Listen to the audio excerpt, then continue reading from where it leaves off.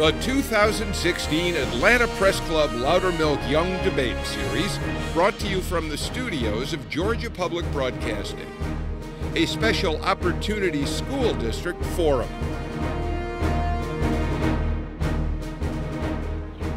Good evening, I'm Diedra Dukes, reporter and weekend news anchor for Fox 5 Atlanta. Welcome to the Atlanta Press Club Loudermilk Young Debate Series, originating from the studios of Georgia Public Broadcasting. Now, this is a special Opportunity School District Forum. Experts on both sides of the issue will make their case for or against the proposed constitutional amendment that would allow the state to govern chronically failing public schools. Now, with me this evening is Martha Dalton. She reports on education issues in Georgia for 90.1 WABE. Martha has been covering the proposed amendment and will join me in asking questions to help you make the most informed decision as you head to the polls. Now, let's meet the experts. They are in alphabetical order. Representative Mike Glanton is a Georgia state representative, war veteran, and president of an international consulting firm. Lisa Marie Haygood is the president of the Georgia PTA. Representative Jan Jones has been a Georgia state representative since 2003 and has served as Speaker Pro Tem since 2010.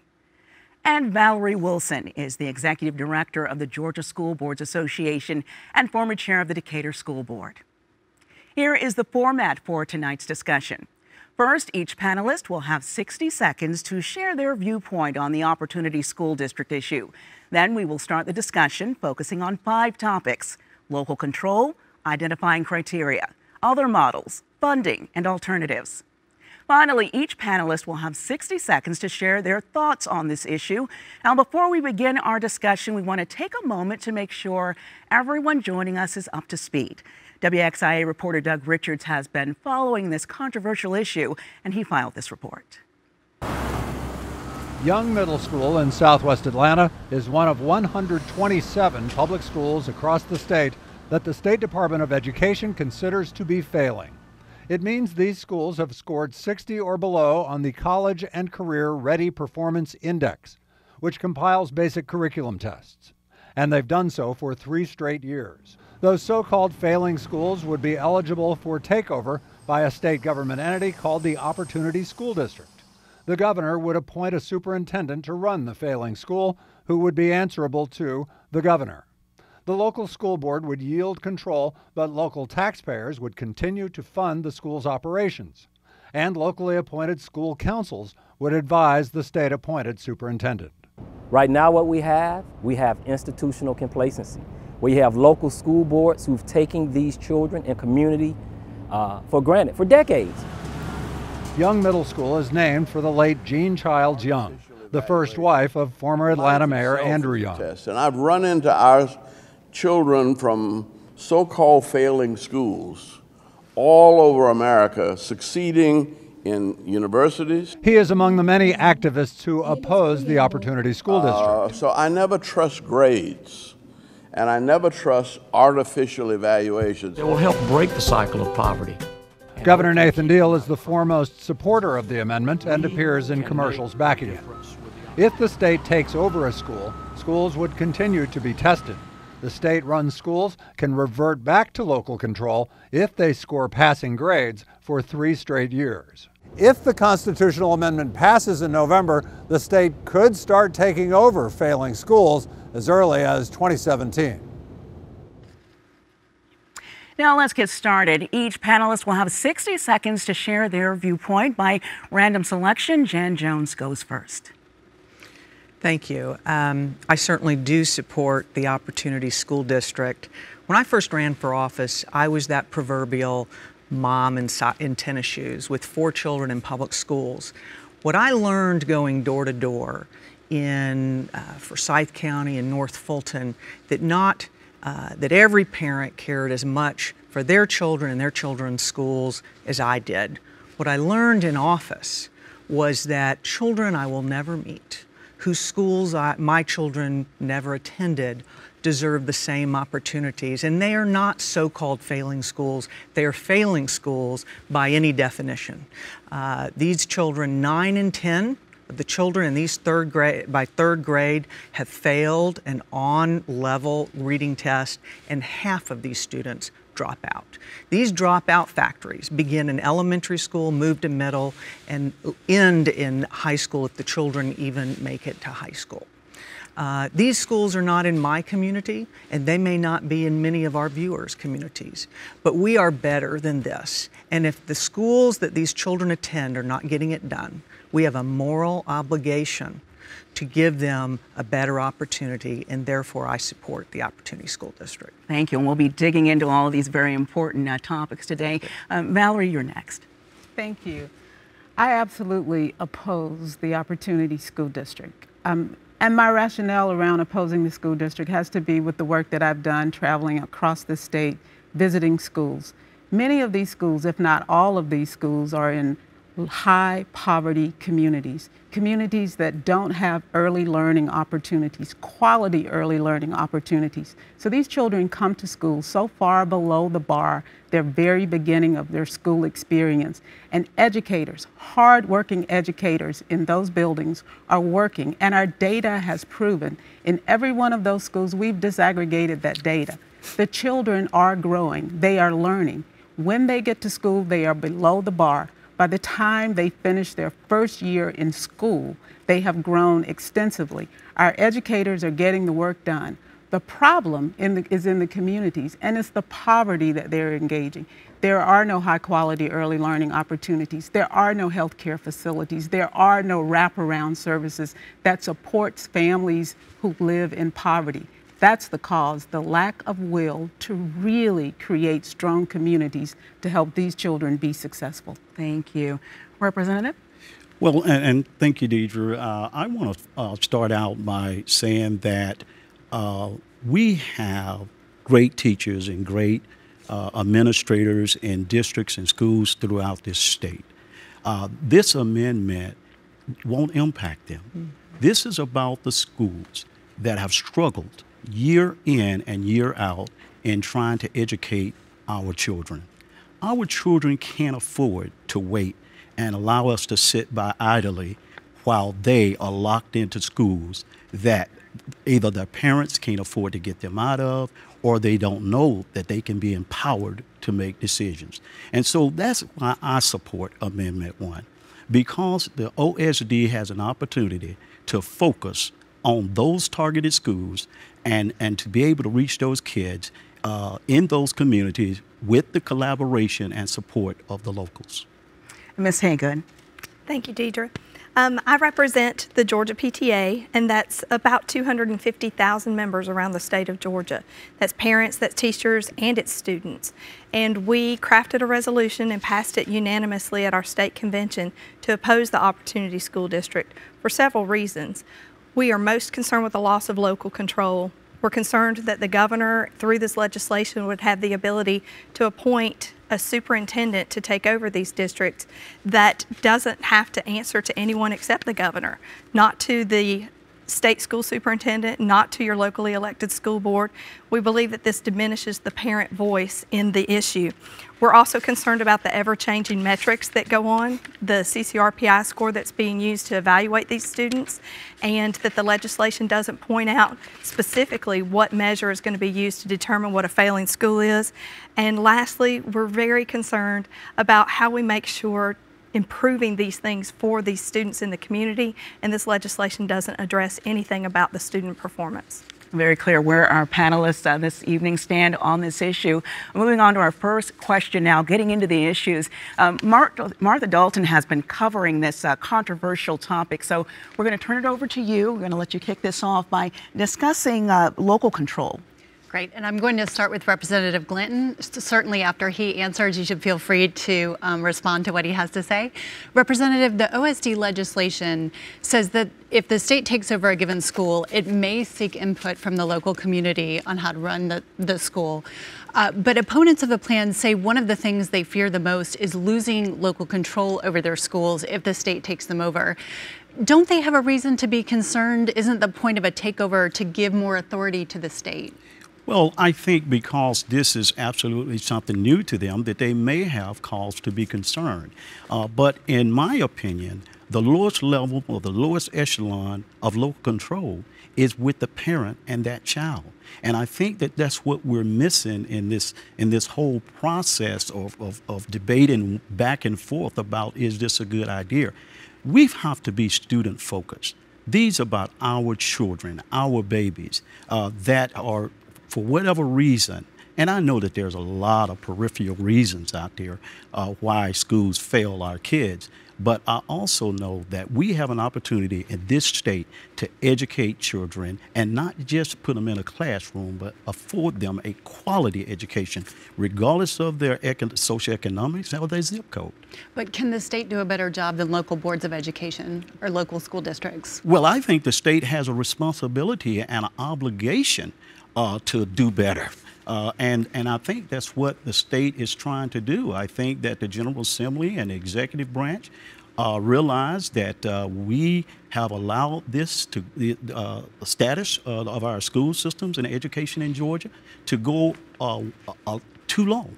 And it's now time for us to come in using turnaround models, get these schools where they need to be, just like the other 1,950 schools in the state of Georgia out of 2,089. And I think that's the intent behind this legislation. Ms. Haygood, Ms. Wilson, and of course, Representative Jones, we want you all to jump in as well on this. But for those of you who oppose this, what do you say to the parent who is at their wit's end, who lives in one of these school districts where they're attending what's being called these chronically failing schools, who don't have the options of, say, sending their kid to an expensive private school or moving out of the community, who feel that this may be their only option because there's nothing else left for them, they feel. What's your response to them as they head to the polls to cast their vote? I think we certainly want to make sure that parents and children are served in the public schools. Someone who's at their wit's end, I would ask why that is.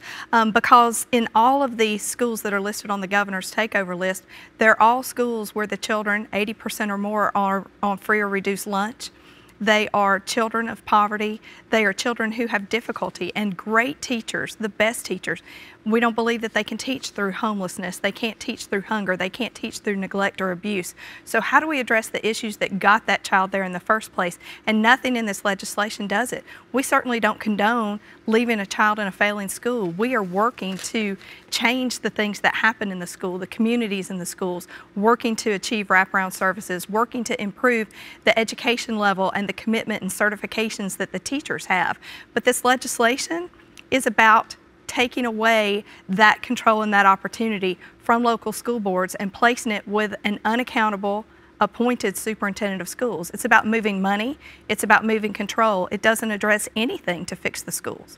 Ms. Wilson, you agree with that point? I actually agree with Lisa Marie, but I also want to make it very, very clear that the data, when you look at data and sitting down with parents and helping parents to understand, many parents already understand how their children are doing schools. The parents are closest to the children. They are bringing their children to school. Their children are growing. Their children are not sitting and not seeing achievement in the work that they're doing. We disaggregated that data, Diedra. It's really important for people to understand. Children who came into these buildings came in at a lower rate, and by the time these educators were done with them, they had grown significantly. Their reading levels had increased. They hadn't increased to the point of this artificial 60 score that, by the way, is not the score. There is no score in the legislation. It could change tomorrow. But that score of 60, they hadn't gotten to that point, but they grew. For me, to tell these children that they are failures, to label them as failures, and in some instances I'm hearing now labeling them as the potential criminals, tomorrow's criminals, to me, that is criminal. The children are growing. Success and achievement is taking place, and we've got to help parents to understand that. We've got to go into these communities and help them to understand how to engage with their schools and to understand what is actually going on in those school buildings. The other piece that Lisa Marie just said that is critically important that people understand, if this amendment passes, we will have a state-appointed charter commission, a state-appointed opportunity school district, a state-appointed Board of Education, all of them not having any responsibility to anyone but a governor who we don't even know who it will be in 2018 once this takes place. And I'll let Representative Jones step in here, because that is a good point on the other end that she brought up. The fact that people who are opposed to this feel that one component of this that is not being addressed is the unique challenges that these individual communities face, societal issues, problems that these children frankly bring to school with them, that adds another component, another challenge for these teachers to teach these children and educate them. Feels that that's missing in this. Let me just say, I will always advocate for every child, and I will never use poverty as an excuse. We have plenty of examples throughout Georgia of schools that have similar demographics, similar poverty levels, and those children are achieving. Yes, I'm going to say the teacher in the classroom, the principal at the helm, the school board and the superintendent do matter. And in a very few cases, only 100 schools out of about 2,300, I'm sorry, those schools are failing. 60% is not really artificial. It's pretty well understood at every level, college, high school. When the teachers that my children had graded them, they didn't talk about an artificial passing or an artificial 60%. If my children made 60% or low, it was called failure. 9 out of 10 of these children fail the on-level reading test. Half of them are dropping out. Where is this help, I hear? Where has this change come? I'm delighted when I read the headlines that DeKalb and Atlanta are working hard to get their schools off the list. I do want to ask them, why weren't you working that hard a few years ago?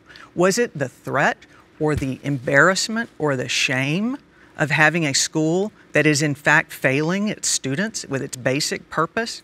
I'm ashamed that they are, and I'm happy that more than two-thirds of the state legislature, Democrats, Republicans, from all areas, urban, suburban, and rural, came together and said, we're going to put our feet down because the children matter.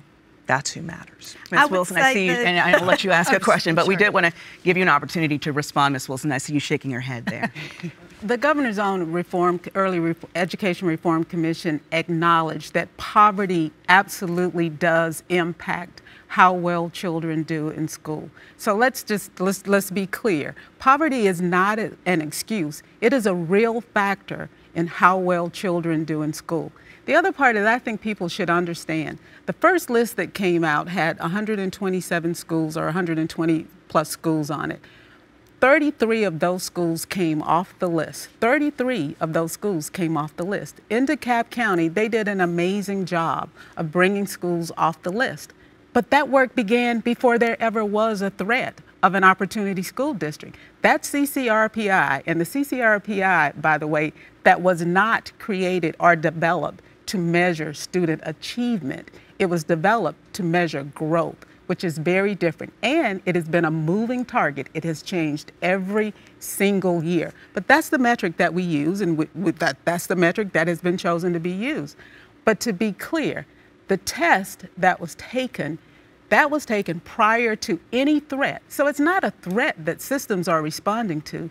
Systems are using and recognize that they have got to reach those children, and they've been working on that to do that. But if we ignore that children who have not had access to quality early learning opportunities when they come to school, and in these communities that we are talking about, there are no social structures. The community has not been invested in. And I think before you responded, Martha, I know you wanted to ask a question before we have to move on. Okay. I just wanted to clarify something that Representative Jones had said about DeKalb and Atlanta, and just point out that they are under fairly new leadership. So that is absolutely true. In reference to their turnaround models, that's come under their new leadership, and I just wanted to point that out to listeners so that they understood that. All righty. Well, the question of local control, as you can see, will no doubt come up again during this forum, but we want to dig a little deeper and discuss identifying criteria, which we did touch on.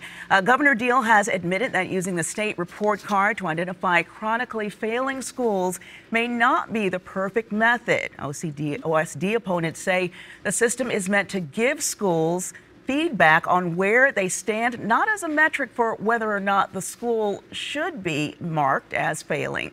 Martha, we'd like you to kick off this with some questioning there. Sure, and I'll start with Representative Jones this time. Again, anyone should feel free to respond after she's answered. This state legislation, as Diedra mentioned, says the state report card called the CCRPI will be used to pick the chronically failing schools, and schools that score below 60 for 3 consecutive years could qualify for a takeover. Critics, as some here, have pointed out that the CCRPI has changed year to year. So is it really the best way to identify quote unquote chronically failing schools, or is there a better way to identify schools that are struggling? The criteria that I think matters are these children having their fundamental rights fulfilled by these schools? Are they learning to read, to write, and are they graduating? By any measure, you can call it all these gobbledygook acronyms. I've heard them for 14 years on the Education Committee, and I try not to learn what they all mean because they do change as well. What matters is, are they fulfilling their obligation to teach these children to read, write, and graduate? And when you rank all the schools in Georgia, about 2,300, these 100 fall in the bottom. They are failing these students, and we know that about half of them in the 11 high schools that are in these schools do not graduate, have not graduated, and in fact, just in the last year or two, 30% of the schools that are identified here, their test scores and their performance has gone down. I do not think that's trying hard enough. I would argue that it's definitely not the metric that we should be using. It's important to note that the legislation doesn't define how they're going to determine what metric is going to be used for a failing school. The governor has said that he has said, and we should trust him in everything he says, I'm sure. But it's important to note, I got on the Governor's Office of Student Achievement website and looked up my daughter's school. They attend Sequoia High School in Cherokee County, and it's recognized and hailed by Newsweek magazine as one of the top 100 high schools in the whole nation. It's ranked an 83.1 on the governor's website, and I wanted to understand why, because I know the success that's coming out of those schools. I wanted to really understand what makes that a low B in the scorecard, and to look, I came to understand that anytime a student has 6 or more absences, whether they're excused or unexcused, the school is dropping in its CCRPI score. Milestones test results, which we still don't have for the kids that took them last year. We don't know the results of that test right now. There might be less schools on the list, but they're not getting the information to the teachers fast enough to use it, to evaluate it, to make it a resource that's going to improve education. And I also worry in terms of the CCRPI score about something that is an amazing resource in our community. We have Chief Latte. It's like a coffee bar that's set up inside of our school where special needs children come and they learn to order supplies and they stock shelves and they get the safety serve and they learn to clean and process, and they sell these goods to all of the students and people in the community. It's a source of great pride for that high school. But the graduation rate is dropping as a result. Those children aren't graduating in 4 years. They're not graduating in 5 years. Many of them stay enrolled in that high school until their 22nd birthday. And I'll take that hit on the CCRPI score because I know that that's an effective career path for many of those students, and those families are proud of that. I don't understand why it's okay to not define a metric in this legislation and why we would accept a flawed metric as a way to determine if a school's failing. Representative? Well, and certainly I would not be one to discount poverty being a serious issue because I grew up poor. But the governor's 80-80-80 plan program that's out there, it rewards school districts, similar demographics, that are 80% minority, 80% eligible for free or reduced meals, and score in 80% or higher on the CCRPI. And they're doing it every day. I wish I could say that all poverty looks the same, but it doesn't. Poverty looks different everywhere. I too grew up as a child from a poor county, one of the poorest counties in this state. I often say we were probably poor and didn't know we were poor because we had a village around us that helped to raise us. In these communities, there is no longer the village. The village is no longer there. There are not supports and services. And I wish we could discount metrics too. I wish we could say, oh, all these acronyms don't really count. But when an acronym labels a school, labels a child as a failure, then we've got to pay attention to that acronym. CCRPI is that acronym now that is calling these children failures. These children, Lisa Marie just said it, if they miss so many days in school, then that counts against them. Can you imagine the numbers of days in schools many of those children miss simply because of lack of good health care, simply because they don't have food or clothes to wear? And let's not even begin to talk about the transient nature of children who live in poverty. All of that impacts how well these children do. And for us to say that these children are failures, we're practically writing the script for the rest of their lives when we label them as failures. These children are not failing. I would like to clarify, and I think I've been clear, the children are being failed by any measure when half of the students, almost half the students in these 11 high schools are dropping out. And children with similar demographics in other schools all over the state are graduating. This is an all hands on deck exercise, and I don't see it happening in these schools. And I'd like to contend, the children aren't being failed, the communities are being failed. The communities are not receiving the political will by elected officials to create strong and vibrant communities and make accessible the services and the resources and the supports that they need to be successful. That's who's being failed. So then the proponents of this, of the Opportunity School District would say, well, this is a start. We're trying to do that. We're trying to go into the communities. We're trying to help. Well, we agree that there is a problem and that problem has to be addressed. But you don't address that problem, Martha, by moving it away from the local communities. The state has statutes on the books right now that allows us to do just that. If the state would allow our elected state school superintendent the ability to go in, to sit down and work with the parents, the students, the teachers, and the community to create the answer to these issues, then we could move forward. But we want to choose a flawed system, a flawed policy and program that hasn't been proven anywhere. A recovery district, an opportunity school district, hasn't been proven anywhere. We elect to go look at a system from states that score below us on national assessments. Why don't we look at the top? Why don't we look at places that have done it well? And and not to interrupt you, but I'm going to actually let you respond first to Martha's next question, which is leading us into our next area here. Our third topic, looking at other models. Has this worked in other states? Now, the two most common examples are Louisiana's Recovery District in New Orleans and Tennessee's Achievement District in Nashville and in Memphis. Now, there is disagreement on whether these models have been successful. A recent Vanderbilt study showed students in Tennessee's Achievement District were not showing much improvement in their academic performance. Now, with New Orleans, test scores improved, but critics are quick to point out that a lot of students left the school system after Katrina, when the OSD started, and the amount of money that flowed into New Orleans after the storm cannot be matched by state legislatures or even most for-profit charter schools. Martha? Okay. I'm going to start with Ms. Wilson, but again, any of you should feel free to respond when she's answered. Ms. Wilson, some people, parents, teachers, administrators in those two states, Louisiana and Tennessee, say those models have been successful. And what would you say to a Georgia parent with a child in a struggling school who says, why can't we try this? You know, if other parents have responded. Like I said earlier, I do agree that we have to address the problem. It's just the way we are choosing to solve the problem where there is disagreement.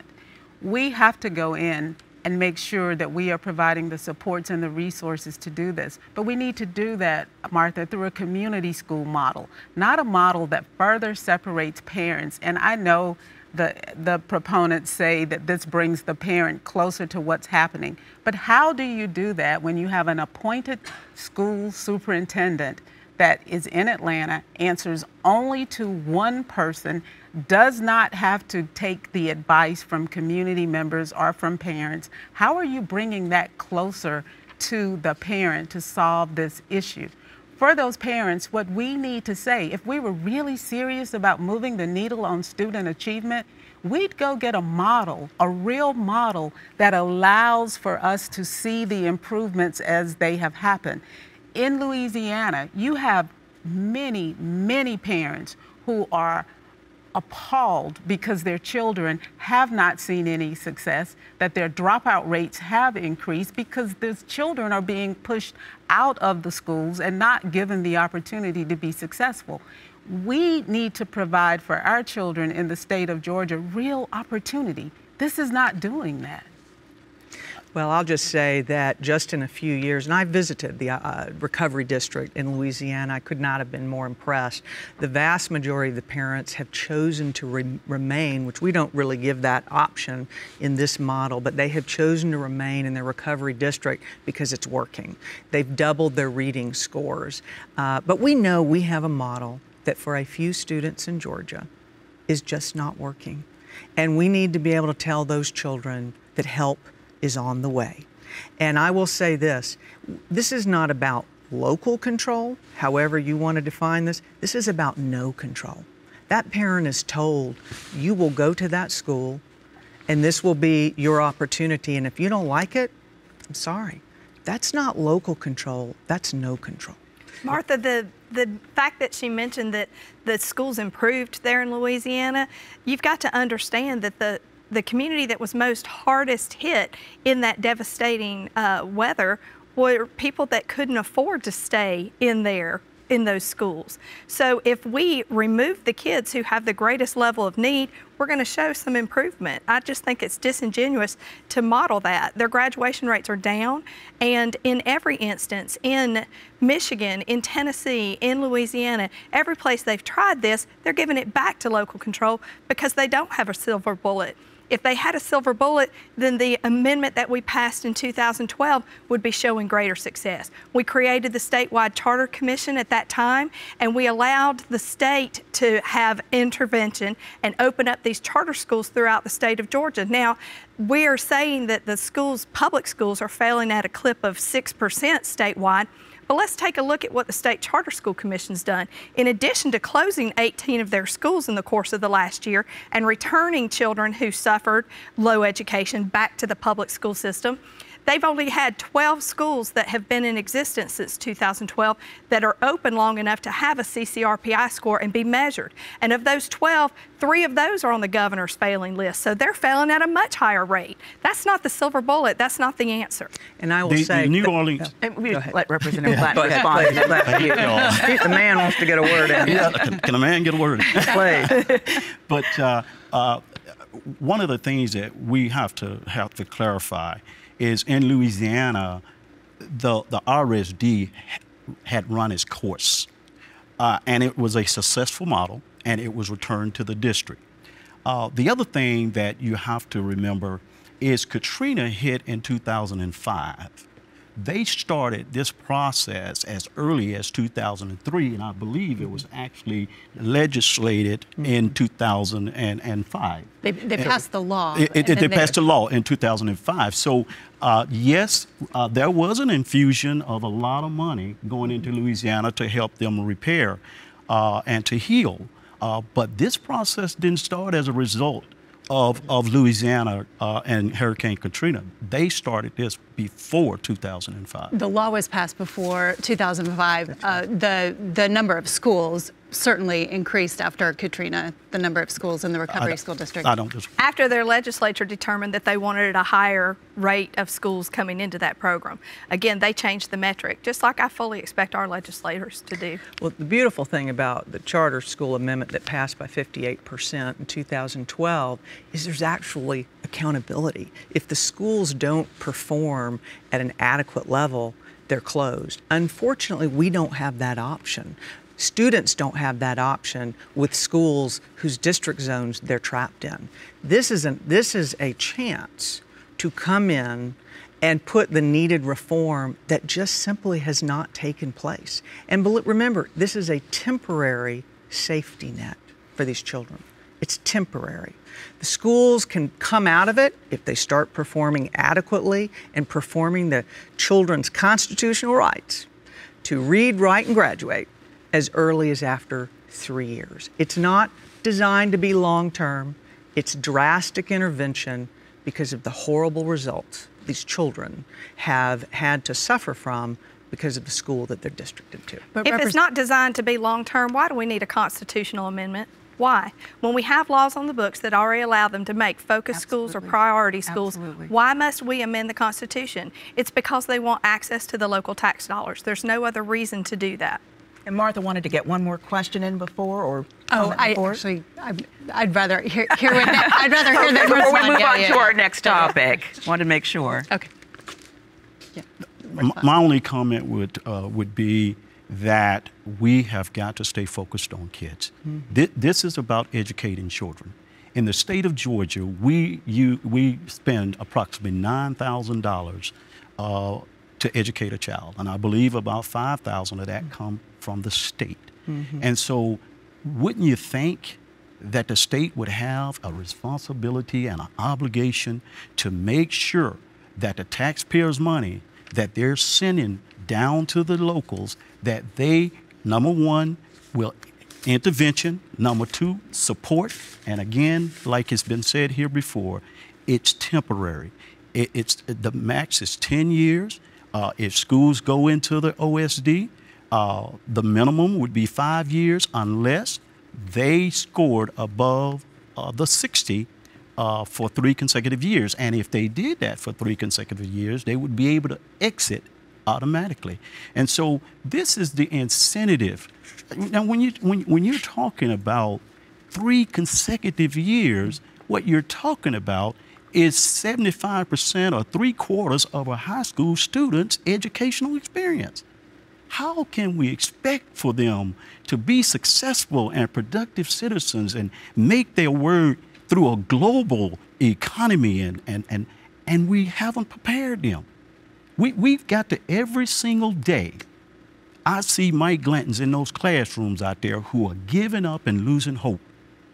If it had not been for people coming and helping me, I wouldn't be here today probably.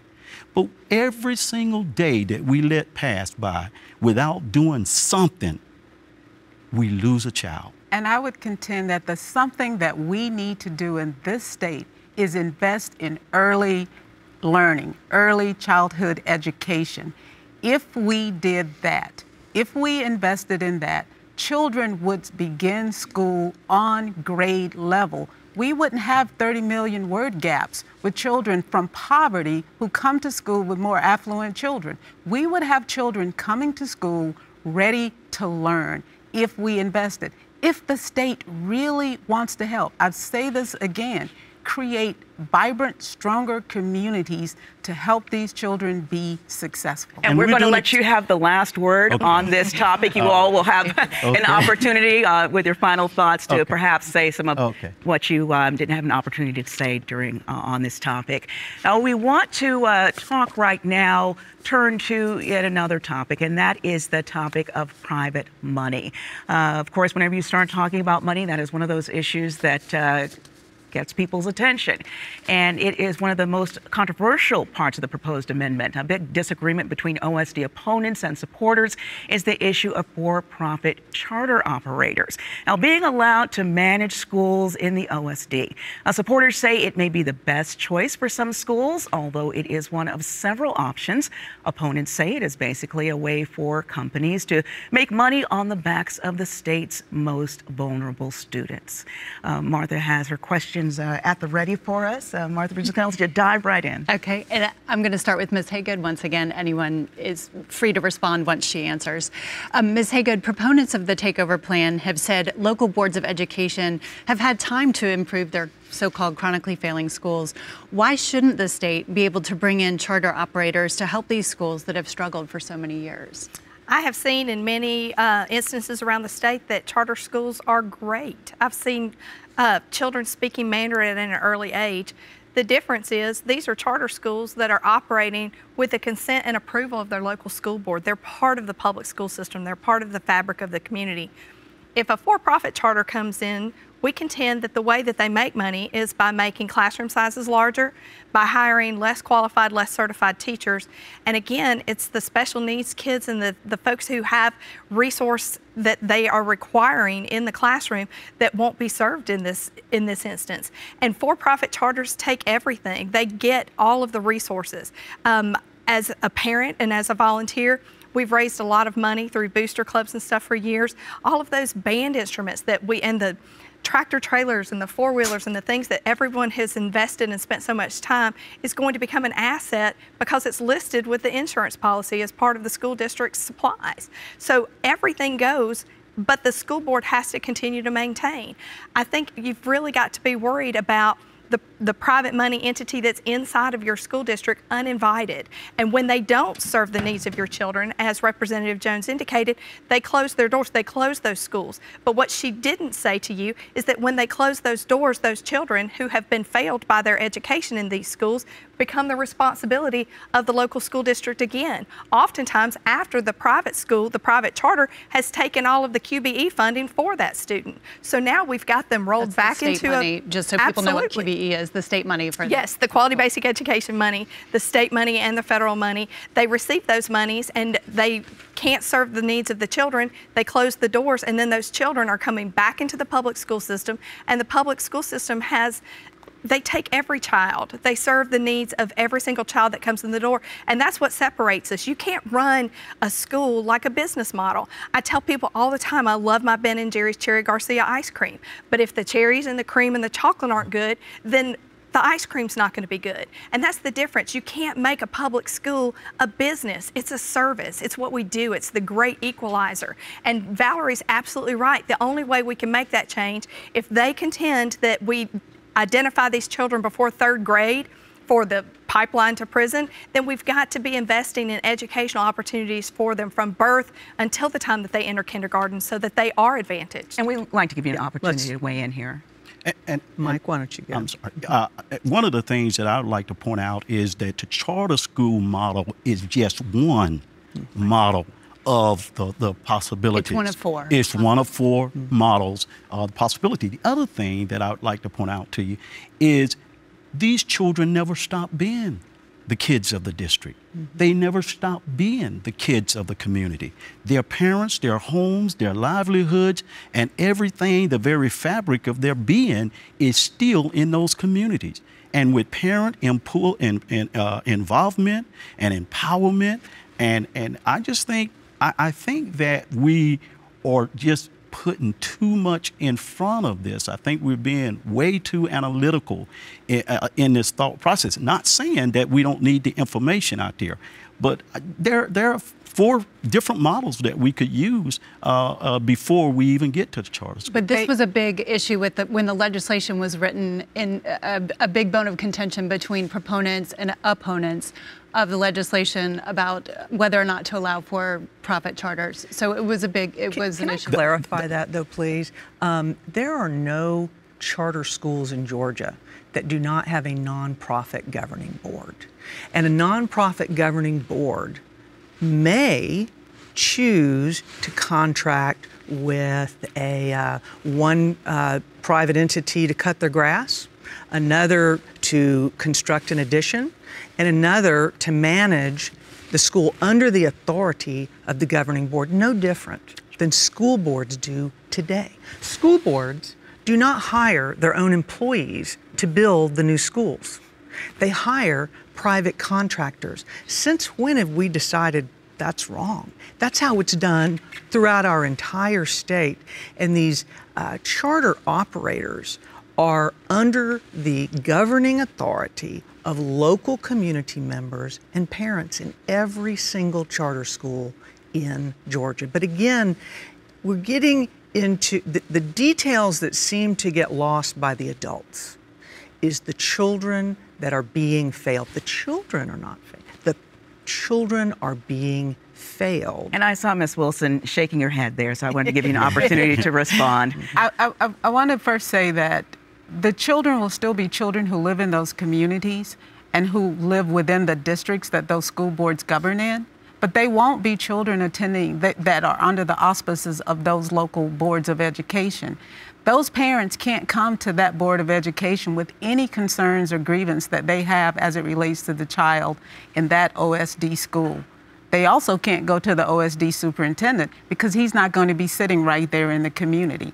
And the board that may be in place, that will be put in place by this OSD superintendent, according to the legislation, they don't necessarily have to be sitting in the community as well. So there is no one there, possibly, for the parent to go and raise a concern with. The bigger issue around the private for-profit charters in this legislation is, unlike in Louisiana, where they put in laws to govern, to really try to safeguard the egregious actions of for-profit charter management companies, our state legislature chose not to do that. They were pushed to do that. There were legislators who wanted to do that, but they chose not to do that. They knew, they learned from their lesson in Louisiana that they had to put safeguards in place because fraud does take place, and they chose not to do it. The final thing that I would say as it relates to the for-profit charter management companies, no, we don't have any for-profit charters in the state of Georgia. We have nonprofit charters who have contracted with for-profit management companies. And those for-profit management companies, let's think about it. We have some examples where millions and millions of dollars have gone missing. And we're going to That's what we have to take care of. We're going to let you have the last word on this topic. Moving on, one more area to cover here this evening. We have to move on and talk about alternative solutions. As the OSD legislation was going through the General Assembly, competing legislation for a community schools approach never went very far. OSD opponents still advocate for this approach for struggling schools, which includes research-based ideas like expanding early education and providing wraparound services for schools. But some argue those initiatives are expensive and that local districts could, and some do, launch those programs on their own. I'm going to have Martha ask you a question, and we're going to ask, because we are getting to the end of our segment here, if you all could keep your answers brief, please. Martha? And I'll start with Ms. Wilson. She's mentioned this before, and again, feel free to respond after she's answered. Ms. Wilson, solutions like those just mentioned are often expensive. So why should the state be expected to invest in programs like these if officials don't trust the local boards of education to execute those programs successfully? I think that the reason that you invest in this with our local boards of education, because it's at the end of the day, local boards of education's parents, communities, the educators in those communities are closer to the children. You've got to invest at the local level for any hope of student success in our communities. If you do that, if you work along with local boards of education, with those educators, allow our elected state school superintendent to enact the laws, the statutes that's currently on the books that is proving to be successful in focus and priority schools throughout this state, we are seeing the needle move. That's investment of our dollars right now. But the other piece that is important is if we're sitting here and we're all saying that these children are important, these children are worth the investment. Any amount of dollars that we invest, we should be willing to invest, regardless of what that is, to level the playing field for those children. All right, if someone would like to respond to that, Representative Jones, or? I think the last couple of years, we've actually put, I believe it was $50 million in the pre-K program, and then we came back in the amended budget and put another $30 million in the program. In addition to supporting what they call a quality star program with pre-K out there to try to make sure that we're getting quality educators at that level so that we can make sure that children are on track when they get to the 3rd grade. And in regards to those wraparound services, we have worked to make sure that things like PBIS is operating in our system, positive behavior interventions. We've worked with communities in school, both at the state and the local levels. And so, yes, the district, I agree with Ms. Wilson that the districts oftentimes end up bringing those programs in on their own, and they are so expensive. So I think that legislators like me who understand the importance of having those wraparound services in our schools and in our communities would be supported and advocating for exactly that. And Ms. Haygood, your response? I think I'd like to see them put that funding towards communities and schools. We've seen some great strides and improvements because what you're seeing is them reaching into the very heart of what's wrong, why these children are failing. We have kids who are left alone for fall break, for spring break, because there's no child care for them. They're left to play video games or get in trouble out on the streets. And we're seeing schools that are creatively keeping their doors open, doing breakfast in the classroom, a federally funded lunch, an after-school program that includes a meal, and they're doing enrichment education opportunities for these kids during that week so parents don't have to give up a 2nd or 3rd job just to stay home with their kid while they're out. There are neat things that are happening in the school districts, but they're happening without a constitutional amendment. And again, they indicated that they've been adding more money, but we've been adding more children. We haven't really put our money to make education a priority. We haven't done that in a really long time. $19 million to fund a Go Fish campaign, another $8 million to fund the Governor's Office of Student Achievement. Education is the largest economic driver in the entire state. And when our education is good, businesses want to move here. Families want to move here. It increases our tax base. It improves everything. I'm going to have to let you in that statement right there, so we move it to Representative Jones. If I thought it was just about the money, then you know, I would suggest for the two of you to give me which tax you want to raise so that we could put more beyond what we already have. These schools, I want to focus on these schools and these students again. On average, 96% of them have above the state average in spending. In terms of flexibility, if the school boards have wanted all this, make all this change, why haven't they? Because legislatively, since I've been there, we have granted school boards almost complete flexibility, and it hasn't moved the needle for these children who aren't learning to read and write and are failing to graduate. Thank you, Representative Jones. Now that concludes the discussion portion of our segment here, our forum, and each of the panelists will now have 60 seconds to share some final thoughts. Lisa Marie Haygood was randomly selected to give the first statement. Ms. Haygood.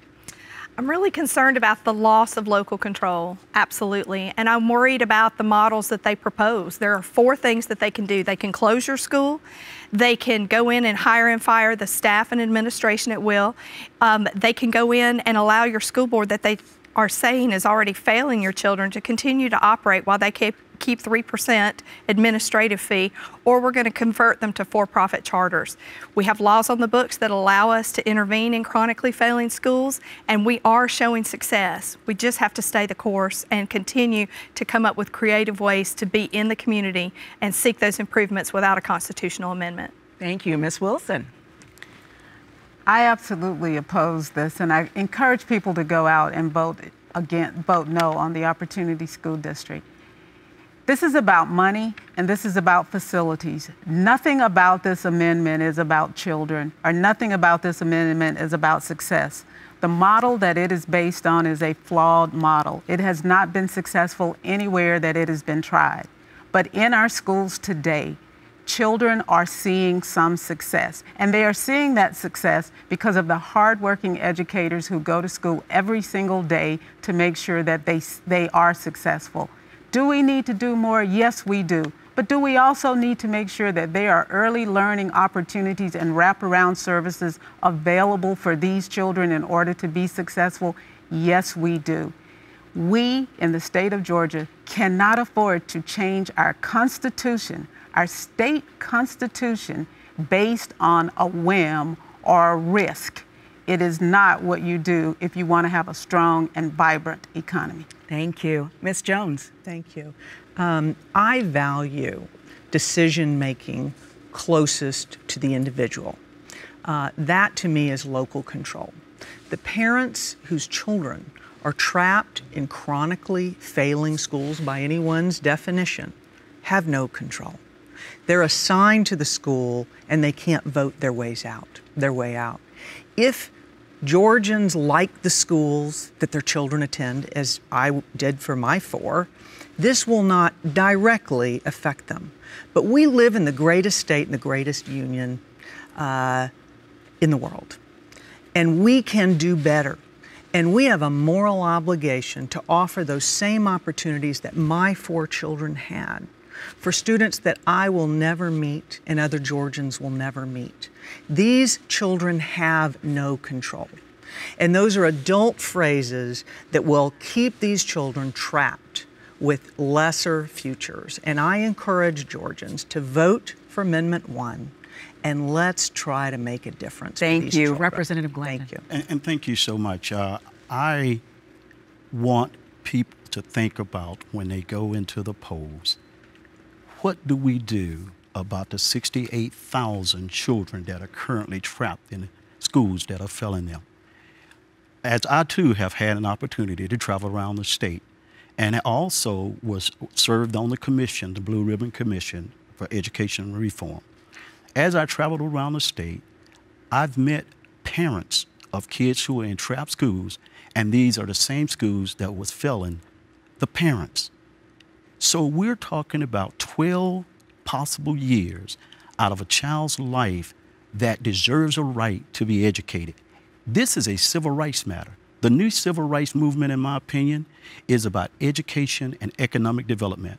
And if we're going to have an educated workforce, if we're going to attract businesses and corporations from abroad and domestic, we've got to get this education thing right. And every child in every zip code deserves our best. Thank you. And that concludes the Opportunity School District Forum. Good night. Thank you for joining us.